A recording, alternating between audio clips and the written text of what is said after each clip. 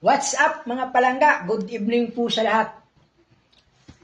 Followers and non-followers po namin. Salamat po sa suporta.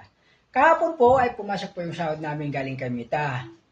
Yung anak ko naman, dahil siya yung taga-edit ko ng mga video, may mga order siya galing sa Lazada.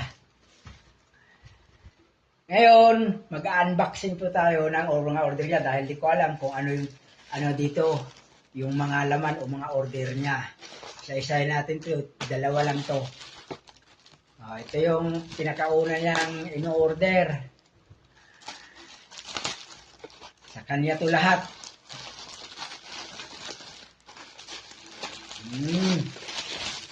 Uy, grip pala to.